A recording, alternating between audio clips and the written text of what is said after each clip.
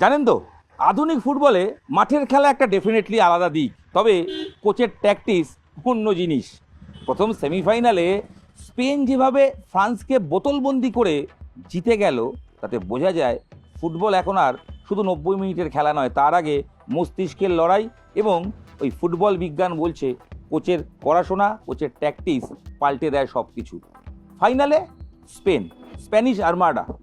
প্রত্যাশা ছিল, বিশেষজ্ঞরা বলছিলেন যদি একটা দলও জেতে তার হাই চান্স, তার নাম ফ্রান্স।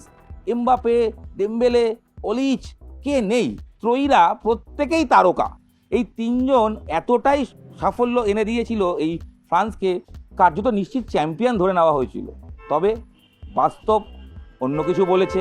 90 মিনিটের লড়াইয়ে স্পেন জাস্ট সব কিছু মুছে দিয়েছে এবং বোতলবন্দি করে ফেলেছে ফ্রান্সকে।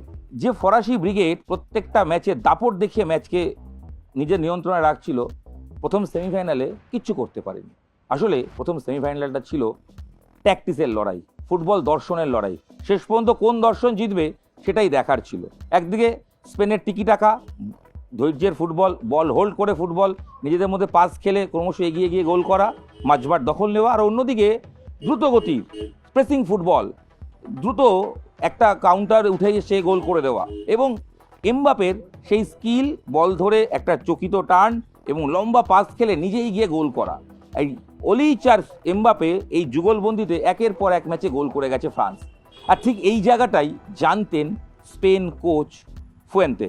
স্পেনের coach Luis de la Fuente এই ভদ্রলোকে জানতে হবে, এবং যদি ফেলুদা থাকতেন বা জটায়ু থাকতেন তাহলে লিখতেন এগুলোটাকে কাল্টিভেট করতে হবে, ডেফিনেটলি করতে হবে। 2022 সাল থেকে স্পেনের দায়িত্ব নেওয়ার পর ইতিমধ্যেই সাফল্য বলছে রেকর্ড 37টা ম্যাচ অপরাজিত রয়েছেন, আর একটা জিতলেই ইতালির রেকর্ড ভেঙে ওয়ার্ল্ড রেকর্ড গড়বেন। অন্যদিকে অলরেডি ইউরো কাপ জিতে বসে আছেন, নেশনস কাপ জিতেছেন, দুটো ট্রফি এসে গেছে। এবার বিশ্বকাপ কি জিতবে? উত্তর দেবে সময়। তবে তার আগে তার কোচিং ট্যাকটিক্স বুঝিয়ে দিচ্ছে যে কিভাবে ম্যাচ বের করতে হয়। যে ফ্রান্স তাদের ট্যাকটিক্যাল লড়াইয়ে বা তাদের লড়াইয়ে যেটা ছিল দৌড়, সেটাকেই কার্যত কেটে দিয়েছিলেন বা সাপ্লাই লাইন বন্ধ করে দিয়েছিলেন এমবাপেদের জন্য এই কোচ।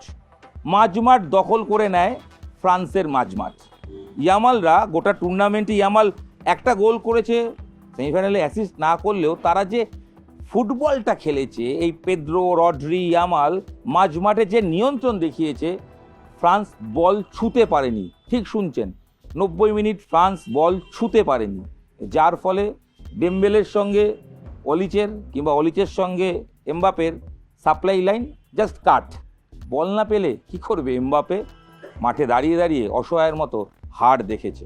2-0 গোলে হেরেছে। প্রথমটা পেনাল্টি থেকে গোল। পেনাল্টি নিয়ে প্রশ্ন যদি কেউ করে থাকেন, করবেন না, ন্যায্য পেনাল্টি। দিগ্নে যে ফাউলটি করেছেন, এই ফাউল ভারতবর্ষের কলকাতা ফুটবল লিগেও করলে সেটাকে অপরাধ বলা হবে। একটা ক্রস এসে যখন আপনার কাছে পড়ছে, সেই ক্রস আপনি আশপাশ না দেখে আচমকা একটা হেড করে সেই বলে পা তুলে দেবেন, গোলকিপারের দোষ। গোলকিপারের উচিত ছিল সেখান থেকে কল করা, ম্যান আসছে।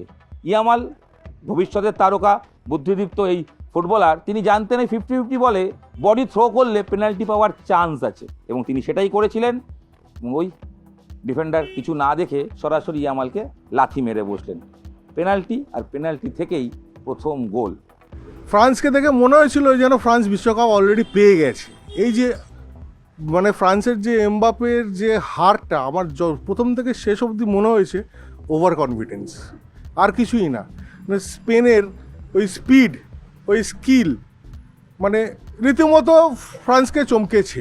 ওয়ার্জাবাল যে পেনাল্টিটা গোল করেছেন, সেটা চলতি বিশ্বকাপের সেরা পেনাল্টি। কোনো থমকে শট মারা নয়, পরিষ্কার প্রপার প্ল্যানিংয়ে গোলকিপারের ডান হাত থেকে সাইড নেটে গোল করে গেছেন।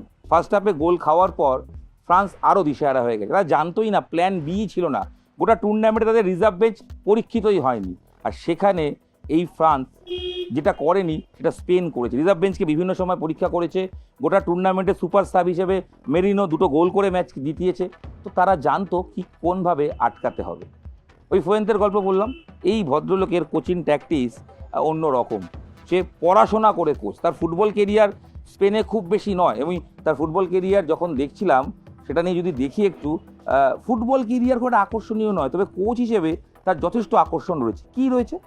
তার গল্প বলতে গেলে যেটা খুঁজতে হবে, তার পছন্দের যে কোচ, তার কাছে তিনি কোচিং শিখতে যান।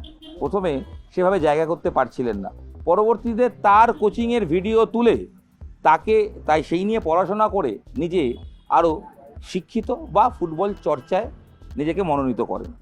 ফুটবল কেরিয়ার এই ফুয়েন্তের মূলত ছিল তিনি লেফট ব্যাক পজিশনে ফুটবল খেলতেন। পরবর্তীতে তিনি অ্যাথলেটিকো বিলবাও এবং সেভিয়া এই দলগুলোতে, দেপার্তিভো এই দলগুলোতে ফুটবল খেলেছেন।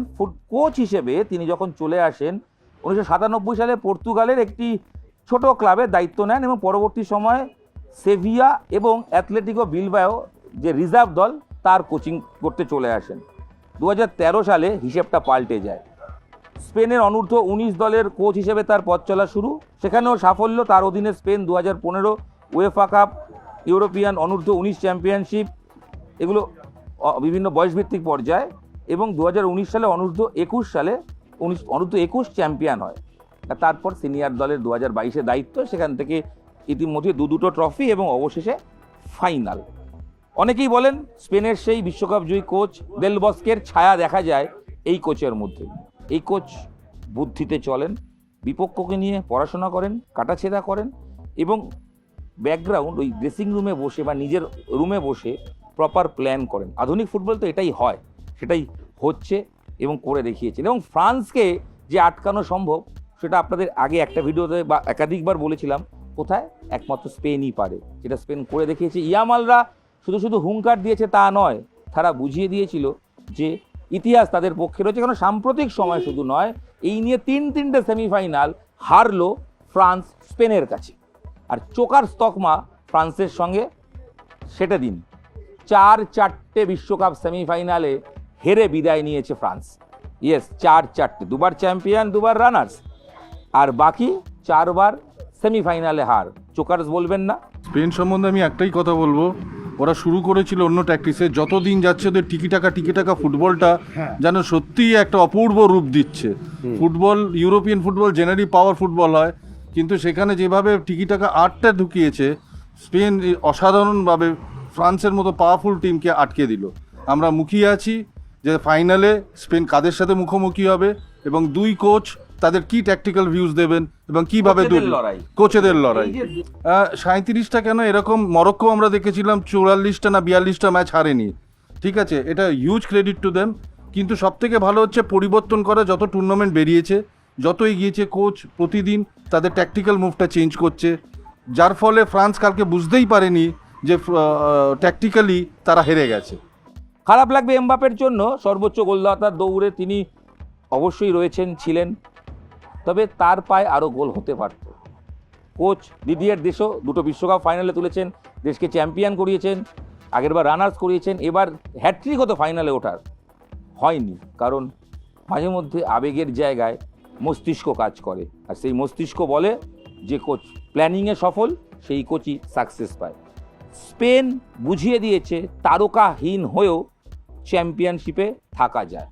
গোটা টুর্নামেন্টে রেকর্ড বলছি একটা মাত্র গোল খেয়েছে স্পেন, সেই গোলটাও বেলজিয়ামের বিরুদ্ধে। বাকি সময় স্পেনের গোলরক্ষক একটা সময় 649 মিনিট অপরাজিত ছিলেন। সব মিলিয়ে স্পেন যে ফুটবল খেলছে, এটা নতুন বিশ্ব ফুটবলে নতুন গল্প বলছে। পেদ্রো পারোর যে গোল, সেটা টিকি টাকার আসল নিদর্শন। যে টিকি টাকা মনে আছে, সেই ইনিয়েস্তা জাভিদের খেলা দেখে আমরা, ফেব্রেগাসের খেলা দেখে বড় হয়েছিলাম, সেই টিকি টাকা আবার ফিরে এসছে। এই টিকি টাকা আরও আধুনিক, পজিশন বুঝে, প্রয়োজনে প্লেয়ার উঠবে, প্লেয়ার নামবে, একটা প্লেয়ার সব পজিশনে থাকবে। ট্যাকটিক্যাল কথা বলতে গেলে ফ্রান্সের প্লেয়াররা বুঝতেই পারেনি কি করবেন, কারণ যখনই বল ধরেছেন স্পেনের একজন না হলে দুজন এসে সেই জায়গায় দাঁড়িয়ে গেছে, ব্লক করে দিয়েছে। বল নিয়ে এগোনোর ক্ষমতা এমবাপেদের ছিল না। দ্বিতীয়ত মাঝমাঠের দখল, এবং সবাই মিলে ডিফেন্স করা তা নয়, একটা টিম যখন প্রপার ফিট থাকে এবং প্রতি মুহূর্তে ডিফেন্স সামলাচ্ছে, আক্রমণে উঠছে, মাঝমাঠকে সচল রাখছে, এই পজিশনিং ফুটবল খেলতে পারলে আপনাকে হারায় কার সাধ্যি? পারেনি। ফ্রান্স হেরে বুঝেছে যে তারা লড়াইটা ওই ড্রেসিং রুমেই হেরে এসেছিল। 90 মিনিট শেষে স্কোরবোর্ড বলছে 2-0, ইয়ামালের গোল বাতিল না হলে সংখ্যাটা 3-0 হতো। আর যে ইয়ামাল অ্যাসিস্ট করেননি, একটা মাত্র গোল করেছেন, গোটা মাঝমাঠকে উইংকে নিয়ন্ত্রণে রেখেছেন। তাই ফাইনালে স্পেন ডেফিনেটলি এগিয়ে থাকবে, প্রতিপক্ষ যেই হোক না কেন। এই আবেগ স্পেনের থেকেও মস্তিষ্কের লড়াইয়ে স্পেন অনেক বেশি এগিয়ে। আমার Yamal is the coming star, upcoming star. Yamal আমাদের যে সুন্দর মানে সব থেকে ওর ভালো ব্যাপার যেটা, সেটাও খুব ভালো অ্যাসিস্ট করে। ও সবসময় যে আমাকেই গোল করতে হবে এই জিনিসটা ওর নয়। এবং আগামী দিনে আমরা হয়তো আগামী নেক্সট 15 থেকে 20 বছর ইয়ামাল আমাদের হয়তো মন জয় করে নেবে। ইয়ামালকে নিয়ে আমি একটা কথা বলি। একটু আগেই আমার মেয়ে বললো ইয়ামালকে আমি খুব ভালোবাসি। আমার বয়স এখন 14, ইয়ামাল আমার থেকে 5 বছরের বড়। বাবা আমি বড় হয়ে কিন্তু ইয়ামালকেই বিয়ে করবো। ও বলেছে আমি হতে পারি আর্জেন্টিনা ফ্যান। যে জায়গা থেকে আমরা কথা বলছি, এটা কলকাতার একটা ফ্যান জোন। ইয়েস, কলকাতার ফ্যান জোন। টিভিতে রাত জেগে ম্যাচ দেখা, প্রিয় ফুটবলারদের ছবি, আবেগ সব রয়েছে। তবে এই আবেগ জানান দিচ্ছে যে রাত জাগা আরও কয়েকটা দিন বাকি আছে, কারণ বিশ্বকাপ ফাইনাল বাকি আছে। আমাদের এখানে বহু লোক আসছেন বাইরে থেকে, তারা এসে দেখে মানে আপ্লুত হয়ে যাচ্ছেন, বলে কলকাতা में ऐसा होता है क्या? हम लोग तो क्रिकेट में ऐसे देखे हैं, तो बाहर वाला देश के लिए क्यों कर रहे हो? तो उधर बोललाম खून अपना रगों में है, আমাদের খুনে ফুটবল আমাদের খুনে রগো মে হ্যাঁ। তো ওই জন্য তারাও খুব খুশি আনন্দিত যে অন্য দেশ দেখে তারা এত সাজা। স্পেনের লড়াই কত দূর, চ্যাম্পিয়ন হবে স্পেন। 16 বছর পর ফাইনালে উঠেছে, 2010-এ উঠে 10এও চ্যাম্পিয়ন হয়েছিল। তাই 100% সাকসেস তার ফেভারে। স্প্যানিশ ফুটবল, স্প্যানিশ আর্মাডারা তারা তৈরি বিশ্বকাপ জিততে। প্রথম ম্যাচ ড্র করার পর কেপ ভার্দের বিরুদ্ধে অনেকেই বলেছিল এটা কোন স্পেন। তারাই বলছে এই স্পেনই চ্যাম্পিয়ন হতে পারে। দেখা যাক ফাইনালে কি হয়। তবে যার কথা বলতে হবে, এমবাপের লড়াই থামিয়ে দেওয়ার জন্য যার মস্তিষ্ক সবচেয়ে বেশি কাজ করেছে, তিনি স্পেনের কোচ। সেই ফুয়েন থেকে অবশ্যই স্যালুট এবং কর্নিশ, প্রপার ট্যাকটিক্যাল গেম কীরকম হতে পারে বুঝিয়ে দেওয়ার জন্য। বিশ্বের সমস্ত কোচের কাছে এই ম্যাচ একটা নিদর্শন হোক, প্ল্যান করলে যে কোনো তারকাকে আটকে দেওয়া যায়। নিউজ 18 বাংলা ডিজিটালে আপনাদের সঙ্গে আমি ইরণ রায় বর্মন ছিলাম। বিশ্বকাপের প্রথম সেমিফাইনালের একটু কাটাছেঁড়া আর কেন আটকে গেল ফ্রান্স, সেই গল্পটা তুলে ধরার চেষ্টা করলাম। কথা হবে দ্বিতীয় সেমিফাইনাল নিয়ে, কথা হবে বিশ্বকাপের আগে অনেক জানা অজানা গল্প নিয়ে। আপাতত এই কলকাতার পাটুলির ফ্যান জোন থেকে বিদায় নিচ্ছি, ফিরছি অন্য কোনো জোনে। এবার থেকে এরকম লাইভ, এরকম আড্ডা ফ্যান জোন থেকেই দেখতে পাবেন ফ্যানদের সাথে। দেখা হচ্ছে পরবর্তী ভিডিও। সঙ্গে থাকুন, দেখতে থাকুন নিউজ 18 বাংলা ডিজিটাল।